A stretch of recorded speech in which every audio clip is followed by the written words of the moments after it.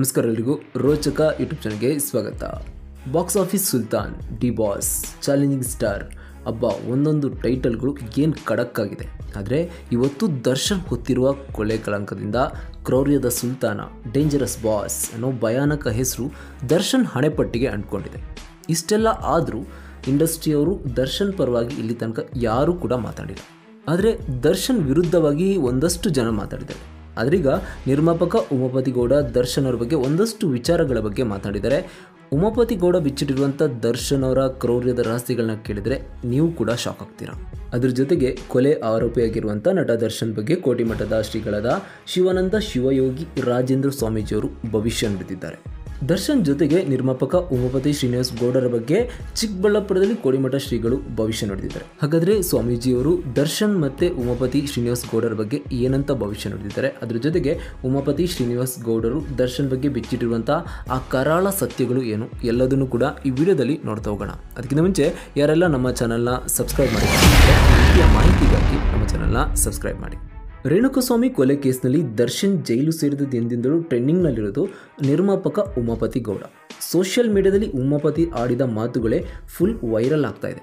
ಯಾಕಂದರೆ ದರ್ಶನ್ ಇವತ್ತು ಇಂಥ ಪರಿಸ್ಥಿತಿಗೆ ಬರ್ತಾರೆ ಅಂತ ಉಮಾಪತಿ ಗೌಡ ಅವತ್ತೇ ಹೇಳಿದರು. ಆದ್ರೀಗ ಖುದ್ದು ಉಮಾಪತಿ ರೇಣುಕಾಸ್ವಾಮಿ ಕೊಲೆ ಆರೋಪ ಹೊತ್ತಿರುವಂಥ ದರ್ಶನ್ ಅವರ ಬಗ್ಗೆ ಒಂದಷ್ಟು ವಿಚಾರಗಳನ್ನ ಹೊರಗಡೆ ಇಟ್ಟಿದ್ದಾರೆ. ಇಲ್ಲಿ ತನಕ ಉತ್ತರ ಸಿಗದ ಎಷ್ಟೋ ಪ್ರಶ್ನೆಗಳಿಗೆ ಉಮಾಪತಿ ಖಡಕ್ಕಾಗಿ ಉತ್ತರ ಕೊಟ್ಟಿದ್ದಾರೆ.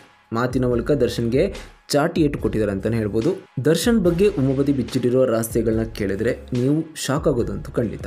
ರಾಬರ್ಟ್ ಸಿನಿಮಾ ಮೂಲಕ ಉಮಾಪತಿ ಮತ್ತು ದರ್ಶನ್ ಸ್ನೇಹ ಬೆಳೆದಿತ್ತು. ಈ ಮುಂಚೆ ದರ್ಶನ್ ಸ್ವಭಾವದ ಬಗ್ಗೆ ಉಮಾಪತಿಗೆ ಪರಿಚಯನೇ ಇರಲಿಲ್ಲವಂತೆ. ಅದ್ಯಾವಾಗ ರಾಬರ್ಟ್ ಸಿನಿಮಾಗೆ ಹಣ ಹಾಕಿದ್ರೋ ಅಲ್ಲಿಂದ ದರ್ಶನ್ ಅವರ ಅಸಲಿ ಮುಖ ಉಮಾಪತಿಗೆ ಪರಿಚಯವಾಗಿತ್ತಂತೆ. ಮೈಸೂರಿನಲ್ಲಿ ನಡೆದ ಲೋನ್ ವಿಚಾರವಾಗಿ ಉಮಾಪತಿ ಮತ್ತು ದರ್ಶನ್ ನಡುವೆ ದೊಡ್ಡ ಟಾಕ್ ವಾರ್ ಆಗಿತ್ತು. ಅಲ್ಲಿಂದ ಉಮಾಪತಿ ದರ್ಶನ್ ಸವಾಸ ಬೇಡ ಅಂತ ದೂರ ಇದ್ದರು. ಆಮೇಲೆ ಕಾಟೇರ ಕತೆ ವಿಚಾರವಾಗಿ ಉಮಾಪತಿಗೆ ತಗಡು ಅಂತ ಮಾತಾಡಿದರು. ಈಗ ಉಮಾಪತಿ ದರ್ಶನ್ ಹೇಳಿಕೆಗೆ ಖಡಕ್ಕಾಗಿ ಉತ್ತರ ಕೊಟ್ಟಿದ್ದಾರೆ. ಇನ್ನು ಮೈಸೂರಿನಲ್ಲಿ ನಡೆದಿದ್ದ ಗಲಾಟೆ ಬಗ್ಗೆ ಪೊಲೀಸರು ಎಚ್ಚರ ವಹಿಸಿದರೆ ಇವತ್ತು 2 ಜೀವಗಳು ಉಳಿತಾ ಇತ್ತು ಅನ್ನೋದು ಉಮಾಪತಿ ಮಾತು. ಯಾಕಂದರೆ ಅವತ್ತು ಆ ಕೇಸನ್ನು ಪೊಲೀಸರು ಸರಿಯಾಗಿ ತನಿಖೆ ಮಾಡಿರಲಿಲ್ಲ ಅನ್ನೋದು ಉಮಾಪತಿ ಆರೋಪ. ಆ ಕೇಸ್ ಸರಿಯಾದ ಮಾರ್ಗದಲ್ಲಿ ತನಿಖೆ ಆಗಿದ್ದರೆ ಇವತ್ತು ಈ ಪರಿಸ್ಥಿತಿ ಬರ್ತಾ ಇರಲಿಲ್ಲ ಅಂತ ಅವರ ಮಾತಿನ ಮೂಲಕ ಪೊಲೀಸ್ ಇಲಾಖೆಗೆ ಚಾಟಿ ಬೀಸಿದ್ದಾರೆ. ದರ್ಶನ್ ಕುಡಿತಾರೆ ಅನ್ನೋದು ಎಲ್ರಿಗೂ ಗೊತ್ತಿತ್ತು. ಆರಂಭದಲ್ಲಿ ಉಮಾಪತಿಗೂ ದರ್ಶನ್ ಕುಡಿತದ ಬಗ್ಗೆ ಗೊತ್ತಿದ್ರು ಅವರು ಅಷ್ಟು ಕುಡಿತಾರೆ ಅನ್ನೋದು ಅವರಿಗೆ ಗೊತ್ತಿರಲಿಲ್ಲ ಅಂತೆ. ಆದರೆ ಹುಬ್ಬಳ್ಳಿಯಲ್ಲಿ ನಡೆದಿದ್ದ ರಾಬರ್ಟ್ ಈವೆಂಟ್ ವೇಳೆ ದರ್ಶನ್ ಇನ್ನೊಂದು ಮುಖ ಅವರಿಗೆ ಪರಿಚಯವಾಗಿತ್ತಂತೆ. ಅವತ್ತು ಬರೋಬ್ಬರಿ 8 ರಿಂದ 9 ಲಕ್ಷ ರೂಪಾಯಿ ಬರೀ ಎಣ್ಣೆಗಾಗಿ ಖರ್ಚು ಮಾಡಿದ್ದೆ. ಅವತ್ತೇ ನನಗೆ ನಾನು ನಿರ್ಮಾಪಕನ ಅಥವಾ ಎಣ್ಣೆ ಸಪ್ಲೈಯರ್ ಅಂತ ಅನಿಸ್ತು ಅಂತ ಅಂದರು.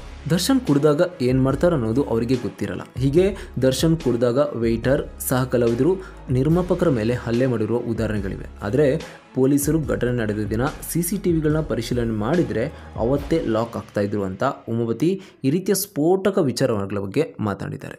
ದರ್ಶನ್ ಜೊತೆಗಿದ್ದವರು ಎಲ್ಲರೂ ಕೂಡ ಪಾನಪ್ರಿಯರು ಅನ್ನೋದು ಎಲ್ಲರಿಗೂ ಗೊತ್ತಿರುವ ವಿಚಾರ. ಆದರೆ ಉಮಾಪತಿ ಈ ಎಣ್ಣೆಯಿಂದ ದೂರ ಅಂತೆ. ಇದೇ ಕಾರಣಕ್ಕೆ ದರ್ಶನ್ ಉಮಾಪತಿಯನ್ನು ದೂರ ಮಾಡಿದ್ರಂತೆ.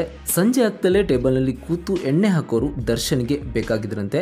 ಉಮಾಪತಿ ಇದರಿಂದ ದೂರ ಇದ್ದರು. ಜೊತೆಗೆ ದರ್ಶನ್ ಮಾಡುವ ಎಲ್ಲ ಕೆಲಸಗಳಿಗೆ ಜೈ ಅಂತಿರಲಿಲ್ಲ. ಹೀಗಾಗಿ ಈ ಕಾರಣಕ್ಕೆ ದರ್ಶನ್ ಇವರಿಂದ ದೂರ ಆಗಿದ್ರಂತೆ. ಇನ್ನು ದರ್ಶನ್ ಉಮಾಪತಿ ಗಲಾಟೆ ಬಳಿಕ ದರ್ಶನ್ ಟ್ರ್ಯಾಪ್ ಮಾಡಿ ಉಮಾಪತಿಗೆ ಕಂಟಕ ತಂದಿಡೋದಕ್ಕೆ ಯತ್ನಿಸಿದ್ರಂತೆ.